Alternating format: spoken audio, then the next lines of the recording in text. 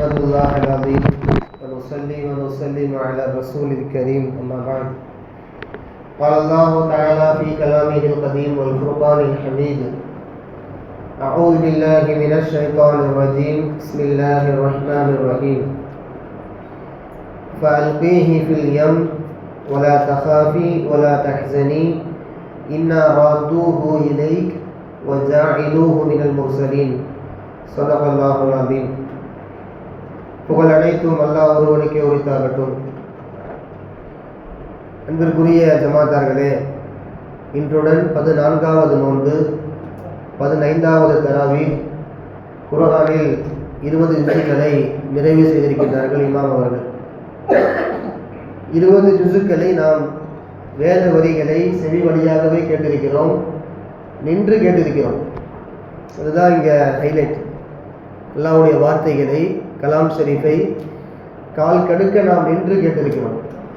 இந்த தருணத்தில் அல்லாஹ்விடத்தில் நிச்சயம் நாம் துவா செய்யணும். யா அல்லாஹ், உன்னுடைய வேதத்தை நின்று கேட்கக்கூடிய பாக்கியத்தை நீ கொடுத்துருக்கிற, என்னுடைய எல்லா ஹலாலான தேவைகளையும் நீ பூர்த்தி செய்திருவாயாக அப்படின்னு நீங்கள் இந்த மாதிரி உங்களோட அமலை முன்வச்சு நீங்கள் கேட்டிங்கன்னா அல்லாஹ்வுக்கு ரொம்ப பிடிக்கும். அது நம்ம கஷ்டப்பட்டு அமல் செஞ்சு நம்ம தேவையை முன் வச்சோம் அப்படின்னா அல்லாஹ் நிச்சயம் அதை விரும்புவான். அதில் ஒரு கபூலியத்தை அல்லாஹ் வச்சிருப்பான். இதற்குரிய மக்களே, இன்று ஓதப்பட்ட 20வது ஜுசுவில் முக்கியமான ஒரு சூரா சூரத்துல் கஸஸ், வரலாறு என்று இந்த சூராவுக்கு அர்த்தம். இதில் இடம்பெறக்கூடிய ஒரு முக்கியமான வரலாறு மூசா அலைஹிஸ்ஸலாம் அவர்களின் வரலாறு. உலகத்தை திருப்பி போட்ட, வரலாற்றை திருப்பி போட்ட ஒரு நபி என்று சொன்னால் மூசா அலைஹிஸ்ஸலாம் அவர்களை சொல்லலாம். இந்த மூசா அலைஹிஸ்ஸலாம் அவர்களுக்கு எதிரியாக அந்த சமூகத்து மக்களை கொடுமைப்படுத்தக்கூடிய ஒரு அரசன் ஃபிரௌன். இந்த ஃபிரௌன் சாதாரண ஒரு அரசன் அல்ல. உலகம் ஆயிரம் சர்வாதிகாரிகளை பார்த்திருக்கிறது, பல கொடுங்கோல் ஆட்சியாளர்களை பார்த்திருக்கிறது. இப்படி ஒரு சர்வாதிகாரியை உலகம் இதுவரை பார்த்ததே கிடையாது. ஃபிரௌன் தான் முதலும், ஃபிரௌன் தான் கடைசியும். மிக மோசமான, மக்களை துள்ள துடிக்க கொள்ளக்கூடிய ஒரு அரசன். இந்த ஃபிரௌன் எந்த ஒரு அரசனும் சொல்லாத, ஏன் சைத்தான் கூட அந்த வார்த்தையை சொல்லவில்லை, அப்படி ஒரு வார்த்தையை சொன்னான் மக்களிடத்தில். அன ரப்புக்குமுல் அலா, நான் உங்களுடைய மிக உயர்ந்த இறைவன் அப்படின்னு சொன்னான். சைத்தான் கூட அல்லாஹ்ட்ட இப்படி பேசுற, ஆதமுக்கு நீ சஜிதா செய்ய வேண்டும் என்று அல்லாஹ் சொன்னான். அவன் லாஜிக் பேசினான் அல்லாஹ்ட்ட. நான் நெருப்பால் படைக்கப்பட்டவன், ஆதம் மண்ணால் படைக்கப்பட்டார், மண்ணுக்கு நெருப்பு நான் எப்படி சஜிதா செய்வேன்? பெருமையான வார்த்தைகளை விட்டானே ஒழிய, யாரெல்லாம் நான் உன்னை விட பெரியவன் அவன் சொல்லலை. அவனை விட பெரிய வார்த்தை சொன்னவன் இந்த ஃபிரௌன். இது குர்ஆன்ல வருது. அன ரப்புக்குமுல் அலா, மக்களை வழிகெடுப்பதற்கு, மக்களை மயக்குவதற்கு அவன் சொன்ன வார்த்தை என்ன தெரியுமா? அன ரப்புக்குமுல் அலா, நான் உங்களுடைய மிகப்பெரிய இறைவன். வெறும் இறைவன் கூட சொல்லலை, மிகப்பெரிய இறைவன் சொன்னான். இந்த வார்த்தையை ரசூலின் காலத்தில் வாழ்ந்த அபூஜஹல் கூட பயன்படுத்தல. உத்துபா, உதைபா, ஷைபா, ஹாமான், காரூன், எத்தனையோ அரசர்களை, கொடுங்கோலர்களை இந்த உலகம் பார்த்திருக்கிறது. இப்படி ஒரு வார்த்தை எந்த அரசனா சொல்லி நம்ம வரலாற்றில் படிச்சிருக்கோமா? இவ்வளவு மோசமான ஒரு அரசன் இந்த ஃபிரௌன். இவன் கொட்டத்தை அடக்குவதற்கு அல்லாஹ் அந்த மண்ணில் தோற்றுவித்த நபி மூசா அலைஹிஸ்ஸலாம் அவர்கள். இவனை ஒடுக்கணுமா இல்லையா இப்படிப்பட்ட ஒரு ஆளை? அப்போ அல்லாஹ் அந்த மண்ணில் மூசா அலைஹிஸ்ஸலாம் அவர்களை தோற்றுவிக்கிறான். அல்லாஹ்வுடைய ஏற்பாட்டை நீங்க பாருங்க. குழந்தையாக இருக்கின்றார்கள், கை குழந்தையாக மூசா அலைஹிஸ்ஸலாம். அவங்க அம்மாவுக்கு அல்லாஹ் வஹி அனுப்புறான். குர்ஆன்ல வருது, இன்னைக்கு ஓதுன சூறால வருது. மூசாவின் அம்மாவுக்கு நாம் வஹியை அறிவித்தோம். என்ன சொல்ல தெரியுமா? அல்லாஹ் சொல்றான், ஃபஅல்கீஹி ஃபில் யம், குழந்தை மூசாவுக்கு ஒரு ஆபத்து வருதுமா, நீ என்ன பண்ணு, ஒரு பெட்டியில் அந்த குழந்தைய போட்டு கடல்ல தள்ளி விட்டு. வலா தகாஃபி வலா தஹ்சனி, குழந்தைய கடல்ல போடுறோமே என்னாகுமோ ஏதாகுமோ அப்படி நீ பயப்படாத. இன்னா ராத்தூஹு இலைக், அந்த குழந்தைய திருப்பி கொண்டு வந்து சேர்க்கறது என் வேலை. இதெல்லாம் சொல்றான். அந்த குழந்தைய கொண்டு வந்து நான் ஓட்டே கொடுப்பேன். ஒரு ஜாயிலூஹு மினல் முர்சலீன், கொண்டு வந்து குழந்தைய கொடுக்கறது மட்டும் இல்லாம நபியா ஆக்குவன்னு சொல்றான் அல்லாஹ். அதை நபியாகவே நான் ஆக்கி காட்டுவேன். அந்த அம்மாட்ட சொன்ன உடனே சொன்னது அல்லாஹ் இல்லையா, அவங்க ஒரு கணம் யோசிக்கல. ஒரு கணம் அல்லாஹ் சொன்ன உடனேயே ஒரு பெட்டியை ஏற்பாடு செஞ்சு குழந்தைய உள்ள போட்டு கடல்ல தள்ளி விடுறாங்க. அவங்களுக்கு பிறந்த மகள் மூசா அலைஹிஸ்ஸலாம், அவங்க குழந்தை இல்லை, அந்த குழந்தையினுடைய அக்கா, அதை அமுச்சு வைக்கிறாங்க. இந்த பெட்டியை நீ ஃபாலோ பண்ணிட்டே போமா, இந்த பெட்டி எங்கே போகுதுன்னு பாரு, யார் எடுக்கிறாங்கன்னு பாருன்னு சொல்லி இப்படி அமுச்சு வைக்கிறாங்க. பெட்டியை ஃபாலோ பண்ணிட்டு இவங்க அக்கா போயிட்டு இருக்குது. ஒரு பக்கம் அந்த பக்கம் ஃபிரௌன் பார்த்தீங்க, அவனுக்கு ஒரு கனவு வருது. ஒரு பேர் அறிந்த வரலாறாக இருக்கலாம், ஆனால் அந்த வரலாற்றை திருப்பி கேட்கும் போது அவங்களுக்கு தெரியும் அல்லாஹ்வுடைய திட்டம் எப்படிலாம் இருக்குன்னு பாருங்கன்ட்டு. அப்போ ஒரு கனவு வருது ஃபிரௌனுக்கு. ஒரு மிகப்பெரிய கொடுங்கோல் ஆட்சி செய்த இவனுக்கு அல்லாஹ் ஒரு கனவை போடுறான். என்ன கனவு? உன் சமூகத்தில் பிறக்கின்ற ஒரு குழந்தை உன்னை கொல்ல போகிறது, உனக்கு வேட்டு வைக்க போறது உன் சமூகத்தில் உன் மண்ணில் பிறந்த ஒரு குழந்தை, அது ஆண் குழந்தைன்னு நல்லா சொல்றான்.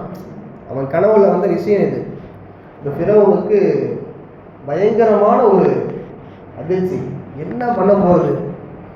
இத்தனை வருஷம் நம்ம ஆண்டிருக்கிறோம், நம்மளை தொட்டு பார்க்கறதுக்கு சீண்டி பார்க்கறதுக்கு இந்த மண்ணில் ஒருத்தன் கிடையாது, ஆண் குழந்தைய எல்லாம் ஏற்பாடு செய்கிறானா, இப்பவே அது நான் ஒரு முடிவு கட்டுறேன் அப்படின்னு சொல்லிட்டு ஃபிரௌன் என்ன பண்ண தெரியுமா?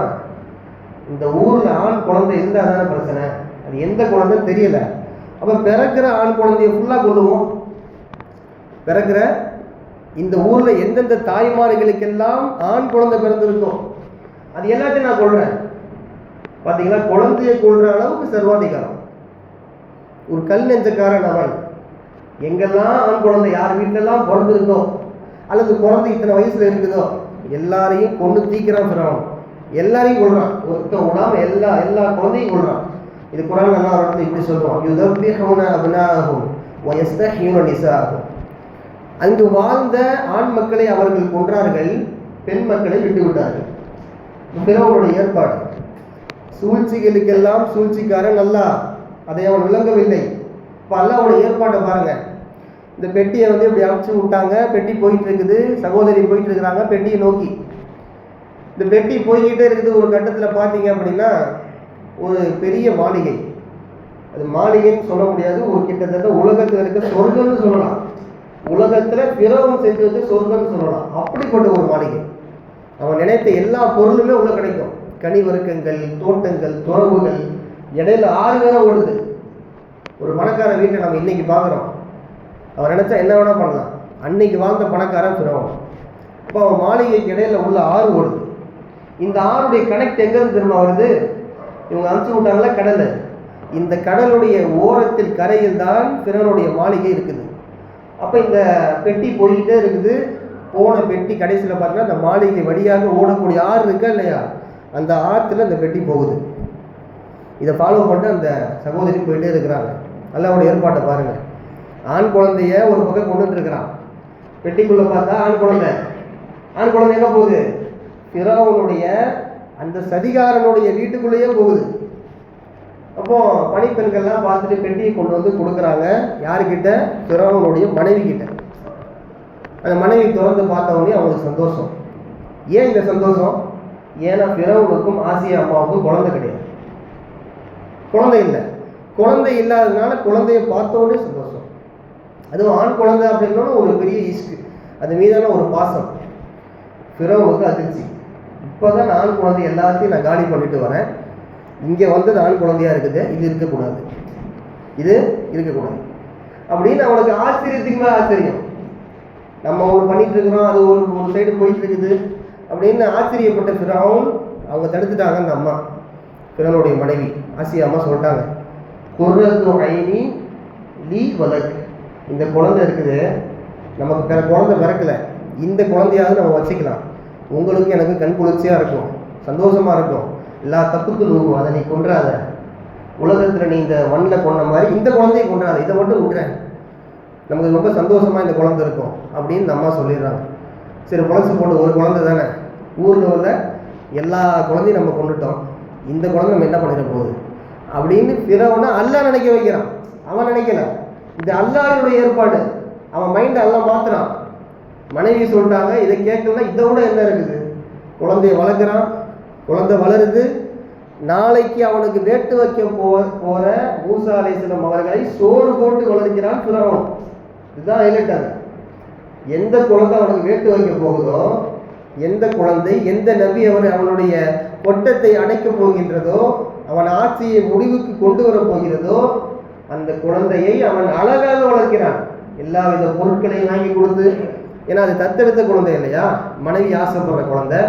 இப்போ எல்லா வித வசதிகளையும் செஞ்சு கொடுத்து ஒரு ராஜ வாழ்க்கை மிகுந்த குழந்தையாக அந்த குழந்தையை ஃபிரௌன் வளர்த்து கொண்டே வருகிறான். அப்புறம் நபி ஆகிறாங்க, நிறைய மக்களை வந்து இஸ்லாத்துக்குள்ளே கொண்டு வராங்க. குரூப் ரெண்டாக பிரியுது. ஃபிரௌன் பக்கம் ஒரு குரூப்பு, ஃபிரௌனை ஏற்றுக்கொண்ட மக்கள், இந்த பக்கம் மூசா அலைஹிஸ்ஸலாம் அவங்கள ஏற்றுக்கிட்ட மக்கள், ஈமான் கொண்ட மக்கள். இது ஒரு நீண்ட வரலாறு. கடைசியாக என்ன ஆகுது அப்படின்னா, ஃபிரௌன் இந்த மூசா அலைஹிஸ்ஸலாம் அவர்களையும் ஈமான் கொண்ட மக்களையும் துரத்துறான்.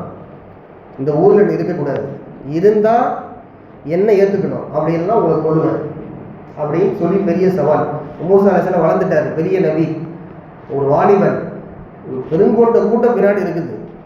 அப்போ ஃபிரௌனுடைய கூட்டமும் ஃபிரௌனுடைய படையெல்லாம் சேர்ந்து மூசா அலைஹிஸ்ஸலாம் அவங்கள துரத்திட்டு ஓடுது. கடைசியில் பார்த்தீங்க அப்படின்னா அங்கே ஒரு கடல், பெரிய கடல். இதுக்கப்புறம் போகிறதுக்கு வழியே கிடையாது, மாட்டிக்கிட்டாங்க. மூசா அலைஹிஸ்ஸலாம் அவங்களும் ஈமான் கொண்ட மக்கள் இருக்கிறாங்க.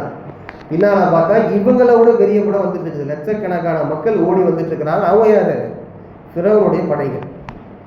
வந்து சேர்ந்தாங்கன்னா முடிச்சு விட்டுருவாங்களே அப்படின்ற அந்த பயம் கொண்ட மக்கள் மூசா அலைஹிஸ்ஸலாம் கூட இருக்கிறாங்க தான். பயத்தோடு சேர்ந்த ஈமான் அவர்களை தாக்கி பிடிக்கிறது. அப்போ அல்லாஹ்வுடைய கட்டளை வருகிறது, மூசா நீங்கள் பயப்பட வேண்டாம். உலகம் திரும்பி பார்க்க வைத்த வரலாறு இது. நல்லா கவனிங்க. உங்கள் கையில் இருக்க அந்த கொம்பு இருக்கு இல்லையா, அதை எடுத்து நீங்கள் கடலில் ஒரு அடி அடிங்க. கடலில் ஒரு அடி அடிச்சிங்க அப்படின்னா அந்த கடல் ரெண்டாக பிளக்கும். நீங்கள் அடிக்க மட்டும் செய்யுங்க. இவ்வளோ பெரிய கடல் இருக்கிறது, இவ்வளோ பெரிய குச்சி.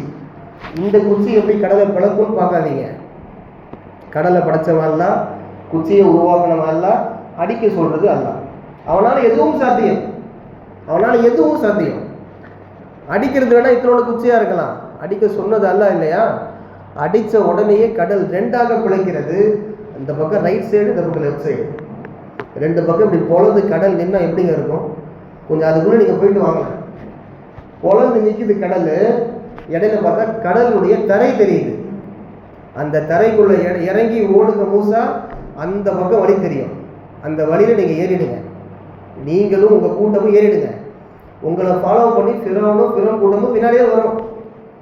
நான் சொல்கிறத மட்டும் செய்யுங்க அப்படின்னு சொல்கிறான் அல்ல. கொஞ்சம் கூட யோசிக்கலையே. இறங்குனா தண்ணி மூடிச்சுன்னா என்ன வருது, கொஞ்சம் கூட யோசிக்கல. மூசா அலைஹிஸ்ஸலாம் அவங்களும் யோசிக்கல, பின்னால் வந்த மக்களும் யோசிக்கல. அல்லாஹ் சொல்கிறான்ப்பா, உடனே செய்யணும். போகிறாங்க, நேராக போகிறாங்க, கடலுக்குள்ளே போய்கிட்டே இருக்கிறாங்க. இவங்க போகும்போதே இங்கே தண்ணியை பார்க்குறாங்க, தண்ணி இப்படி நிற்குது. கடைசியில் பார்த்தீங்கன்னா அந்த கரையில் இப்படி ஏறிடுறாங்க. இவங்கள ஃபாலோ பண்ணி ஃபிரௌன் கூட்டமும் பின்னாலேயே வருது கடலுக்குள்ளே. எங்கே போகிறாங்கன்னு போவோம், ஓடிக்கிட்டே போகணும்னு வர்றாங்க. அந்த மூசா அலைஹிஸ்ஸலாம் கூட்டத்தில் கடைசி நபர் இருப்பார் இல்லையா, அவர் மேலே ஏறின உடனேயே இவங்களில் முதல் நபர் மேலே ஏறுறதுக்குள்ளே இந்த கடல் முடியுது. அவங்களில் கடைசி நபர் ஏறிட்டார். லட்சக்கணக்கான மக்கள், ஃபிரௌனும் ஃபிரௌன் கூட்டத்தில் லட்சக்கணக்கான மக்கள். அவங்களில் கடைசி நபர் மேலே ஏறுறாரு. இவங்களில் முதல் நபர் அந்த கரையில் ஏறுறதுக்குள்ள பின்னாலேருந்து அலை அப்படியே மொத்தமாக அடிச்சு வந்து கடல் மொத்தமாக துவம்சம் செய்கிறது அந்த கூட்டத்தை. இதெல்லாம் உடைய ஏற்பாடு. இது ஒரு நீண்ட வரலாறு. நான் 10 நிமிஷம் சொல்லணும்னு ரொம்ப சுருக்கமாக சொல்கிறேன். இந்த கதையில் நமக்கு புரிய ஒரு விஷயம் என்ன தெரியுமா? அல்லாஹ் எவ்வளவு பெரிய சர்வாதிகாரியாக இருந்தாலும் அவன் அசத்தியக்காரனாக இருந்தால் அவனை கொட்டத்தை ஒடுக்குவான், அடக்குவான். எத்தனை மோடி வந்தாலும் சரி, எத்தனை ட்ரம்ப் வந்தாலும் சரி, யார் வந்தாலும் சரி, அல்லாஹ் விடுறான் அப்படின்னா அவன் பிடிக்க போகிற பிடி மோசமாக இருக்க போது அர்த்தம். நீ நம்ம உலகத்தில் பார்த்துட்டு இருக்கிறோம், ஃபிரௌனே பார்த்துட்டோம், நம்ம இவங்களாம் ஏமாத்துறோம். இப்போ அல்லாஹ்வுடைய நாட்டம் இருந்தால், நாம் ஈமானில் உறுதியாக இருந்தோம் என்று சொன்னால் அல்லாஹ்வுடைய ஏற்பாடு ரொம்ப மலைக்க வைக்கும் நம்மளை. அப்போ அவங்க தாய்க்கு கொடுத்த வாக்குறுதி அல்லாஹ் நிறைவேற்றினா, இந்த பக்கம் பார்த்தீங்கன்னா அசத்தியக்காரனை அல்லாஹ் அடித்து ஒடுக்கி விட்டான் என்பது வரலாறு. இதற்குரிய மக்களே, இப்படிப்பட்ட ஈமானிய உறுதி உங்களிடத்திலும் நம்மிடத்திலும் வர வேண்டும் என்பதை நாம் ஒவ்வொரு துஆவிலும் கேட்டுக்கொண்டு இருக்கிறோம். இப்படி இருக்கின்ற பொழுது நமக்கு எதிராக பின்னப்படுகின்ற சதிவலைகள், இஸ்லாத்திற்கும் முஸ்லிம்களுக்கும் எதிராக பின்னப்படுகின்ற சதிவலைகளை அல்லாஹ் எல்லாம் பிச்சு எரிஞ்சு இஸ்லாத்திற்கு முழு ஜோதியை இந்த உலகத்தில் கொடுப்பான். அப்படிப்பட்ட நல்ல ஒரு வாழ்க்கையை வல்ல இறைவன் உங்களுக்கும் எனக்கும் நசீபாக்கட்டும். வாஹிர் தஅவானா அல்ஹம்துலில்லாஹி ரப்பில் ஆலமீன். அஸ்ஸலாமு அலைக்கும் வரஹ்மத்துல்லாஹி வபரகாத்துஹு.